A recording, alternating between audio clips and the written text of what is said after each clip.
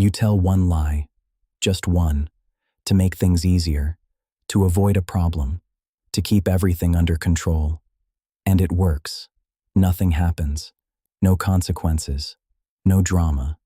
So you do it again and again. Until one day, you're not lying to fix something anymore. You're lying to stop everything from falling apart. And that's when it changes.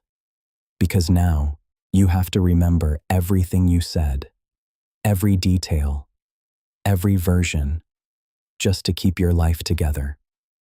So let me ask you something. If you have to do that, how much of your life is actually real?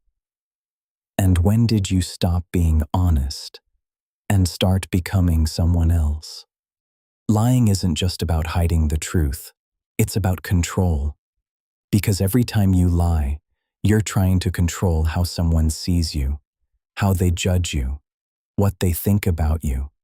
And at first, it feels like it works. You avoid consequences. You protect your image. You stay in control. But your brain notices something.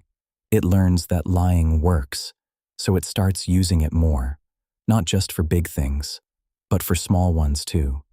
Easier answers, better stories, safer versions of the truth.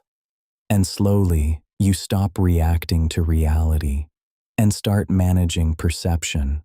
What people think matters more than what's actually true. And that's where it becomes dangerous. Because now, you're not just lying to others.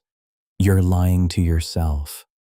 You start believing your own version, ignoring what's real, rewriting things in your head to make them easier to live with. Until one day, you don't even know what the truth is anymore. Not because you forgot it, but because you replaced it.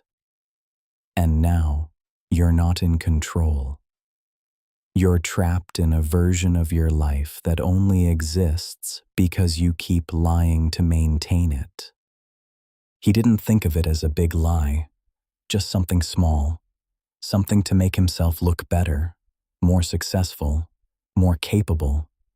So when he got the opportunity, he exaggerated, just a little. Said he had more experience than he actually did. Said he had done things he hadn't. Nothing crazy, just enough to get the job. And it worked. He got in. Good money, respect, a future. For a while, everything felt perfect, until the expectations caught up. Because now, he had to prove the version of himself he created. Deadlines got tighter. Tasks got harder. People started relying on him. And slowly, he started falling behind. So he lied again, blamed someone else, made excuses, bought time, and it worked. Again. But only for a while, because pressure doesn't disappear. It builds. Mistakes started stacking. Things didn't add up. People noticed. Questions came. And this time, there was no easy way out, because the truth was bigger than the lie he told at the start. It wasn't just one exaggeration anymore. It was an entire identity built on something that wasn't real. And when it finally came out, it didn't just cost him the job. It cost him his reputation, the trust of everyone around him, every opportunity that could have come next. Gone. Not because he wasn't capable, but because no one believed him anymore. And the worst part?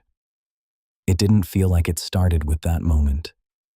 It started with something small, something easy, something he thought didn't really matter. He didn't start lying to manipulate people. He started lying to survive. As a kid, it was small things, excuses, stories, ways to avoid trouble, ways to look a little better than he felt. And sometimes, it worked. He got attention. People listened. For a moment, he felt interesting. So he did it again and again. Stories got bigger, more detailed, more impressive. And for a while, people believed him. He was the guy who had stories, the guy who always had something to say, the guy who seemed different. Until slowly, things stopped adding up. Details didn't match. Stories changed. People started noticing. At first, they questioned him. Then they tested him. And eventually, they stopped believing him. But he didn't stop. Because by then, he didn't know how. Every time he tried to tell the truth, it felt empty, boring, like it wasn't enough. So he kept going. Bigger stories, better versions, trying to get back what he once had. But something had already changed. People weren't listening anymore. They were watching, waiting, smiling, but not because they believed him, because they knew. He became a joke, not someone people respected, not someone people trusted, just someone people talked to when they wanted entertainment. And the worst part, he didn't see it. He thought they liked him, thought they cared, thought they were his friends. But they weren't. They were just there to hear the next story, the next lie, and laugh about it later. And after years of that, there was nothing left. No real relationships, no trust, no one who actually knew him. Because there was nothing real left to know. He didn't lose everything in one moment. He lost it slowly, by choosing who he wanted to be over who he actually was. Until one day, those two things became impossible to separate. The problem with lying isn't just that people stop believing you, it's that eventually, there's nothing left to believe. Not your words, not your stories, not even you.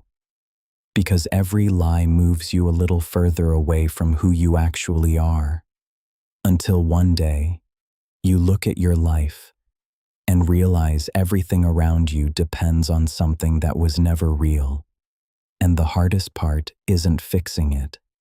It's knowing you can't just go back and be honest again. Because people don't trust effort. They trust history. And yours is built on things that never happened. So even if you change, even if you stop, even if you finally tell the truth, it doesn't land the same. Because the damage was never in one lie. It was in the pattern, in the repetition, in the version of you that people learned not to believe. And that's what stays. Not the stories you told, but the fact that none of them were real. And once that's gone, you don't just lose trust. You lose the chance to ever be seen the way you wanted to be in the first place.